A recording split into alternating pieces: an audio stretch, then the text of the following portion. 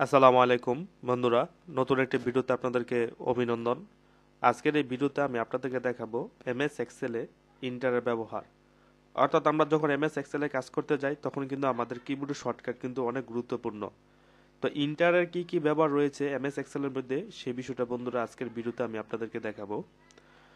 তো তাহলে চলুন বন্ধুরা ভিডিওটি শুরু করা যাক। তার জন্য আমাকে প্রথমত একটি এমএস এক্সেল ডকুমেন্ট ওপেন করে নিতে হবে। তো আমি একটা এমএস এক্সেল ডকুমেন্ট ওপেন করে নিলাম। নেওয়ার পর এখানে আমি ইন্টারের কি কি ক্ষেত্রে ব্যবহার করা হয়, অর্থাৎ কিবোর্ডের মাধ্যমে ইন্টার কি কি ক্ষেত্রে ব্যবহার করা হয় সেই বিষয়টা বন্ধুরা আজকে ভিডিওতে দেখাবো। যেরকম এখানে সিম্পল একটা ইন্টার রয়েছে, তারপর কিবোর্ডের শিফট প্লাস ইন্টারে কি ব্যবহার, তারপর কন্ট্রোল প্লাস ইন্টারে কি ব্যবহার, তারপর আলতা প্লাস ইন্টারে কি ব্যবহার। এই ইন্টারে এই চারটি ব্যবহার বন্ধুরা কিবোর্ডের শর্টকাটের মাধ্যমে আমি আপনাদেরকে আজকের ভিডিওতে দেখাবো।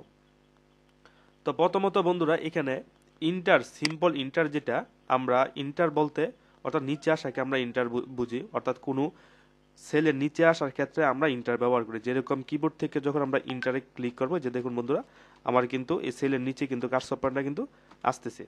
অর্থাৎ সিম্পল ইন্টার কাজ হচ্ছে কোনো সেলের নিচে আসার ক্ষেত্রে এই সিম্পল ইন্টারটা ব্যবহার করা হয়।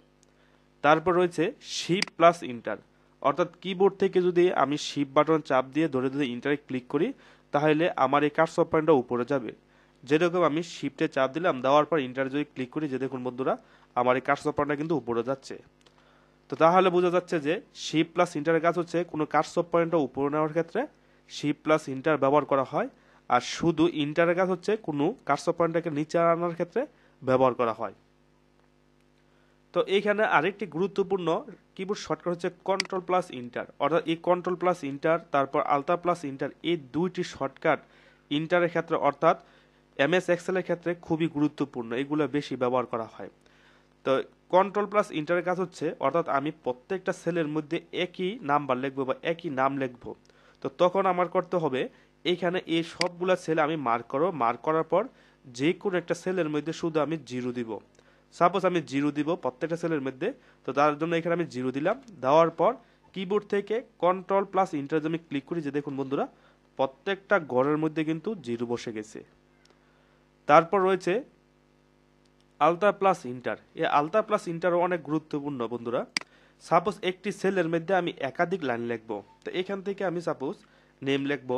নেম লেখার পর আমি এরপর আরেকটা লাইন লিখবো, তো তখন আমি আলতা প্লাস ইন্টারে ক্লিক করব, যে দেখুন পরে একটা লাইন কিন্তু আমাকে দিয়ে দিচ্ছে, এই যে দেখুন। অর্থাৎ একটি সেলের মধ্যে একাধিক লাইন লেখার ক্ষেত্রে বন্ধুরা আলতা প্লাস ইন্টার ব্যবহার করা হয়।